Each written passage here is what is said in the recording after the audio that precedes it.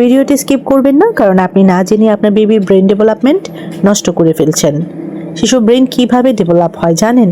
জন্ম থেকে 5 বছর বয়স পর্যন্ত প্রতি সেকেন্ডে 10 লাখের বেশি নিউরাল কানেকশন তৈরি হয়। এই কানেকশন তৈরি হয় মানুষের সাথে ইন্টারাকশন, কথা বলা, খেলাধুলা, স্পর্শের মাধ্যমে, স্ক্রিনের মাধ্যমে নয় কিন্তু। Harvard university centre on the developing child বলছে, সার্ভ অ্যান্ড রিটার্ন ইন্টারাকশন। বাচ্চা এবং অভিভাবকের মধ্যে কথোপকথন এটা না হলে ব্রেন ডেভেলপমেন্ট অসম্পূর্ণ থেকে যায়। তো সবচেয়ে বড় যে ক্ষতিটা হয় অতিরিক্ত কার্টুন অথবা স্ক্রিন টাইমের মাধ্যমে। জানেন কেন কার্টুন ক্ষতিকর? কার্টুনে থাকে দ্রুত ফ্রেম, অতিরিক্ত রং, হাই সাউন্ড। এতে বাচ্চার ব্রেন ওভার স্টিমুলেটেড হয়ে যায়। বাস্তব জীবনে ধীর গতির কথা, মানুষ এসব তখন বাচ্চার বোরিং লাগে। গবেষণায় দেখা গেছে 2 বছরের নিচে স্ক্রিন টাইম ভাষা শেখার দেরি, মনোযোগ কম এবং আচরণগত সমস্যা তৈরি করে। আমেরিকান একাডেমি অফ পেডিয়াট্রিক্স জানিয়েছে 18 মাসের নিচে স্ক্রিন একদম নয়। 2 থেকে 5 বছরের বাচ্চাদের জন্য দিনে সর্বোচ্চ 1 ঘন্টা। একজন মা বলেছিলেন যে আমার বাচ্চা 3 বছরেও কথা বলছিল না, শুধু কার্টুনের ডায়লগ মুখস্থ করে। তো স্ক্রিন বন্ধ করাতে প্লাস কথা বলে বাচ্চার সাথে বেশি করে, প্লাস খেলাধুলার সময়টা একটু বাড়ানো হয়েছিল এবং অনেক বেশি খেলাধুলার সুযোগ তৈরি করে দেওয়া হয়েছিল।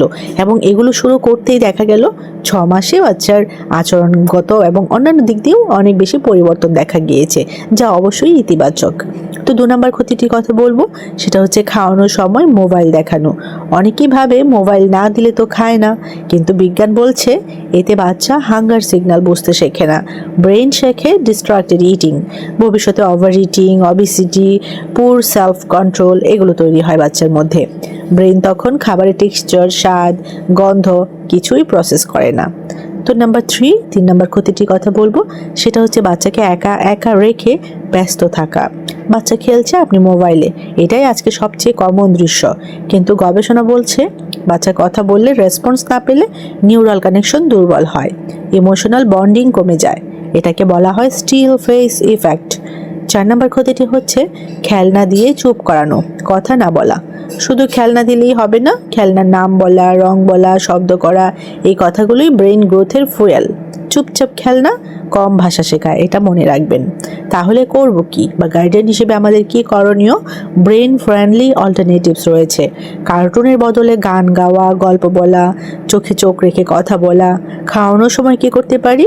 খাবারের নাম বলুন, গরম কিনা সেটা বাচ্চাকে বলুন, ঠান্ডা কিনা সেটাকে বাচ্চাকে বলুন, মিষ্টি কিনা খাবারটা, সল্টেড নাকি মিষ্টি সেটা বাচ্চাকে বলুন। এই শব্দগুলো ব্যবহার করুন। প্রতিদিন কি করতে পারি আমরা? 20 থেকে 30 মিনিট পুরো মনোযোগ দিয়ে বাচ্চার সাথে সময় কাটাতে পারি। এগুলোই বেবির আইকিউ, ইকিউ আর কনফিডেন্সের বেস তৈরি করে। তো শেষ কথা যদি আমি আপনাদেরকে বলি, সেটা হচ্ছে আপনি খারাপ বাবা মা নন, এটা আপনি বুঝে নেবেন। আপনি শুধু জানতেন না, আজ জানলেন, আজই বদলান। কার্টুন বেবিকে চুপ করায় কিন্তু কথা বলা শেখায় না। এই ভিডিওটা সব নতুন বাবা মায়ের কাছে পৌঁছে দিন, কারণ একটা শেয়ার একটা শিশুর ভবিষ্যৎ বদলে দিতে পারে। তো ভিডিওটি আর বেশি লেন্দি করছি না, এখানেই শেষ করে দিচ্ছি। যারা যারা ভিডিওটি শেষ পর্যন্ত দেখেছেন সবাইকে অসংখ্য ধন্যবাদ জানাচ্ছি। যদি ভিডিওটি ভালো লেগে থাকে অবশ্যই একটি লাইক করে দিবেন। যদি আপনি চ্যানেলে নতুন হয়ে থাকেন অবশ্যই চ্যানেলটি সাবস্ক্রাইব করে দিবেন। সবাই ভালো থাকবেন, বাচ্চাদেরকে ভালো রাখবেন। পরের ভিডিওতে দেখা হবে। আল্লাহ হাফেজ।